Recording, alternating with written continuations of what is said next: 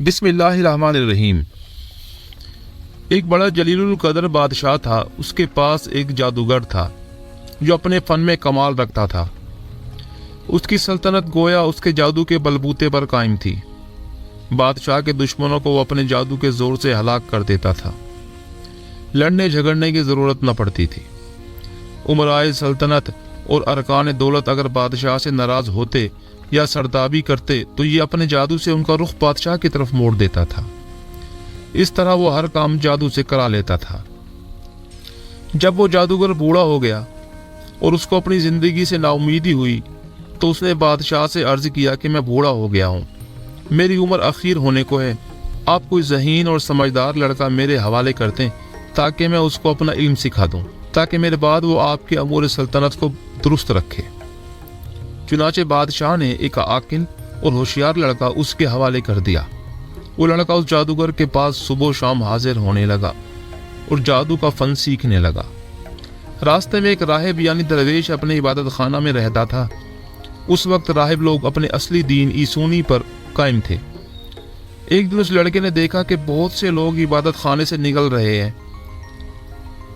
اس لڑکے نے معلوم کیا کہ یہاں کون رہتا ہے۔ لوگوں نے بتایا کہ یہاں ایک درویش رہتا ہے۔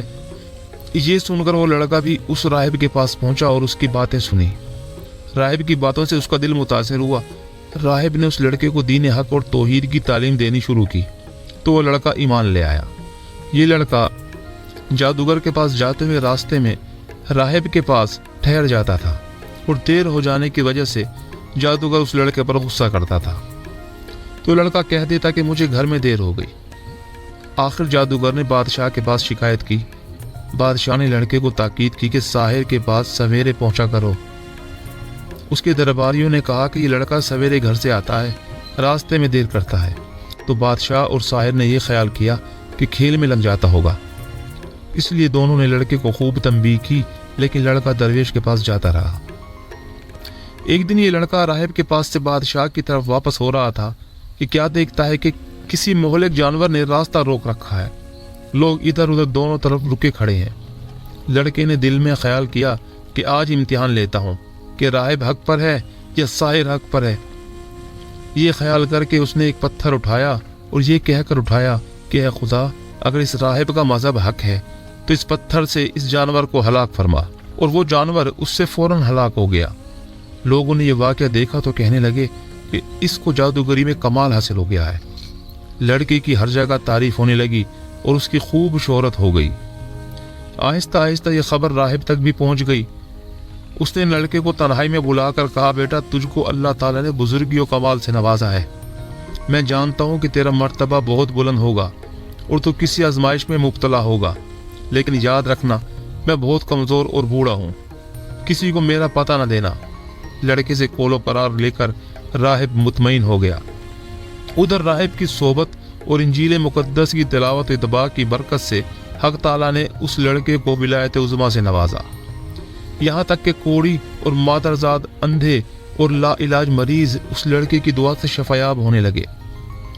لڑکا خوب مشہور ہو گیا۔ اس شہرت کو سن کر اس بادشاہ کا ایک نابینا مصاحب اس کے پاس آیا اور خوب نذرانے پیش کر کے عرض کیا کہ مجھ پر بھی توجہ فرمائیے اور میری آنکھیں بھی اچھی کر دیجیے۔ لڑکے نے کہا کہ مجھے کوئی نذرانہ ہدیہ درکار نہیں اور شفا میرے ہاتھ میں نہیں ہے، اللہ تعالیٰ شفا دینے والا ہے۔ اگر آپ اللہ وحدہ لا شریک پر ایمان لائیں اور شرک و بت پرستی سے توبہ کر لیں تو میں اللہ سے دعا کروں گا، پروردگار عالم آپ کی بینائی واپس عطا فرما دیں گے۔ وہ اندھا اسی وقت مجلس میں مشرف ہوا اور لڑکے نے دعا کی اور اس کی آنکھیں روشن ہو گئیں۔ معمول کے مطابق جب یہ شخص بادشاہ کی مجلس میں حاضر ہوا تو بادشاہ کو اس کی بینائی دیکھ کر بڑا تعجب ہوا۔ اس سے معلوم کیا کہ میری مملکت کے تمام معالج تیری آنکھ کے علاج سے عاجز ہو گئے تھے، آخر تجھ کو کس سے شفا حاصل ہوئی؟ مصاحب نے کہا کہ میرے پروردگار نے اپنی قدرت سے مجھے بینائی عطا فرمائی ہے۔ بادشاہ نے کہا، میرے سوا تیرا پروردگار کون ہے؟ مصاحب نے کہا، میرا آپ کا اس ساری کائنات کا پروردگار وہ اللہ ہے جس نے ساری مخلوق کو پیدا کیا ہے۔ بادشاہ غضبناک ہو گیا اور اس مصاحب کو سخت سزا دی اور پوچھا कि ये अकीदा तुझको किसने सिखाया? सख्ती से घबरा कर उसने लड़के का नाम बता दिया। बादशाह ने लड़के को बुलाया और कहा कि तुझको मेरी परवरिश और मेरे जादूगर के फैज़ से ये कमाल हासिल हुआ है। लड़के ने कहा कि मेरे और आपके और जादूगर के हाथ में शफा नहीं है, यह अल्लाह की कुदरत पर मौकूफ है। बादशाह सख्त नाराज हुआ और उसको कड़ी सजा दिलवाई और कहा, यह लड़का बहुत गायब रहता था, मालूम होता है कि ये किसी जगह जाता था, वहां इसके ख्यालात बदल गए। जादूगर ने भी दरबार में हाजिर होकर अर्ज किया कि ये लड़का मुद्दत से गायब है, मेरे पास नहीं आता। बादशाह ने कहा, इससे सख्ती से पूछा जाए कि ये मुद्दत से कहाँ रहा और किसके पास आता जाता है। जब सख्ती हद से बढ़ गई तो लड़के ने मजबूर होकर गोशा नशीन राहिब का नाम बता दिया। बादशाह ने राहिब को गिरफ्तार करके हाजिर दरबार किया और उससे कहा कि अगर तू अपने दीन से न फिरेगा तो तुझको आरे से चीर दिया जाएगा। राहिब ने कहा कि मैं हरगिज अपने दीन बरहक से न फिरूंगा और जो मुसीबत आएगी उस पर सब्र करूंगा। चुनाचे बादशाह के हुक्म से उस राहिब को आरे से चीर दिया गया। फिर मसाहिब को बुलाकर यही कहा। मसाहिब ने भी दीन बरहक को छोड़ने से इनकार कर दिया और उसको भी आरे से चीर कर शहीद कर दिया गया। और फिर लड़के को बुलाकर समझाया गया, अगर तुझको जिंदगी महबूब है तो बाज आ जा, वरना तू इन दोनों का अंजाम देख ही चुका है, तेरा हशर भी यही होगा।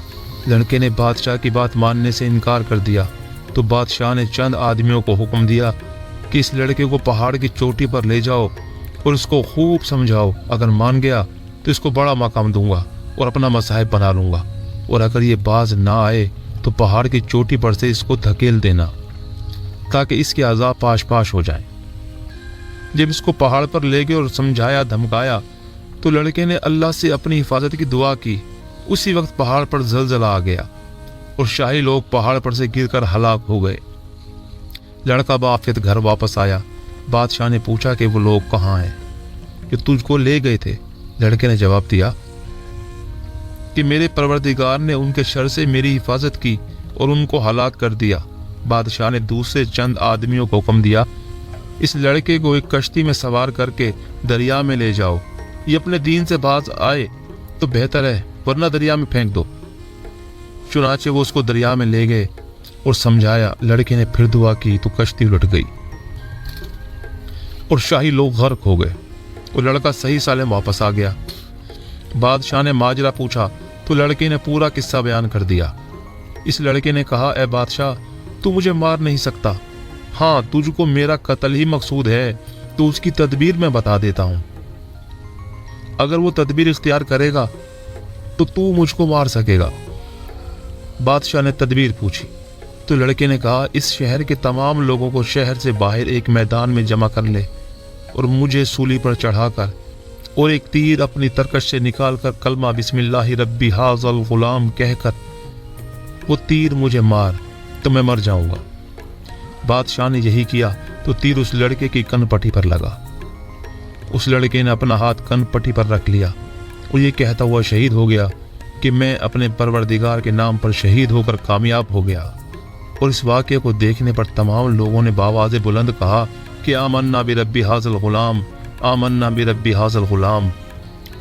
ये सुनकर बादशाह के दरबारियों ने कहा, क्या आपने इन तीनों को तो हलाक कर दिया है जो आपके मज़हब के खिलाफ थे, मगर अब तो सभी लोग आपके खिलाफ हो गए हैं।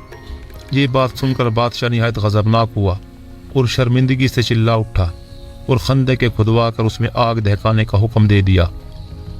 चुनाचे खंदक में आग दहकाई गई। उसके किनारे पर उमराए सल्तनत कुर्सियां बिछा कर बैठ गए और सबको हाजिर होने का हुक्म दिया और कारिंदों से कहा कि सबसे मालूम करो, जो अपने दीन से न फिरे उसको आग में डाल दो। चुनाचे शाही फरमान के मुताबिक ईमान वालों को आग में डालना शुरू किया गया, यहाँ तक कि एक ऐसी औरत को भी लाया गया जिसकी गोद में बच्चा था। औरत को जब आग में डालने लगे तो वो हिचकिचाई। बादशाह ने कहा कि औरत रहने दो, पहले इसके बच्चे को आग में डाल दो, शायद इस तरह वो अपने ईमान से फिर जाए। चुनाचे उसके बच्चे को आग में फेंक दिया गया। बच्चे ने बुलंद आवाज से कहा, अम्मा जी आप सब्र करें और बिला घबराहट बिस्मिल्लाह पढ़कर आग में कूद पड़ें, ये आग गुलो गुलजार बन जाएगी عورت یہ سن کر بغیر کسی گھبراہٹ کے آگ میں کود گئی، اور وہ آگ ایسی بھڑکی کہ اس نے بادشاہ اور اس کے مصاحبین کو، جو کہ کرسیوں پر بیٹھے مظلوموں کے جلنے کا تماشا دیکھ رہے تھے، سب کے سب کو جلا کر خاک کر دیا۔ اللہ تعالیٰ نے ان مسلمانوں کے آگ میں گرنے سے پہلے ہی ان کی روح قبض کر لی تھی۔ اس طرح ان کو اس آگ کی تکلیف سے اللہ نے محفوظ رکھا۔ اس لڑکے کا نام عبداللہ بن کامر بتایا جاتا ہے، اور یہ واقعہ یمن کے شہر نجران میں پیش آیا تھا، اور اس حادثے میں اس ظالم بادشاہ نے تقریباً 20,000 آدمیوں کو آگ میں ڈال کر شہید کیا تھا۔ اس واقعے سے ہمیں یہ سبق ملتا ہے کہ ایمان پر جب استقامت کے ساتھ انسان ڈٹ جائے تو یقیناً اللہ کی مدد آتی ہے، لہٰذا وقتی آزمائشوں سے نہیں گھبرانا چاہیے، بلکہ ایمانی استقامت کا مظاہرہ کرنا چاہیے، چاہے اس کے لیے جان ہی کیوں نہ دینی پڑے۔ اللہ تعالیٰ اس واقعے سے سبق حاصل کر کے ایمان پر قائم رہنے کی توفیق عطا فرمائے، آمین یا رب العالمین۔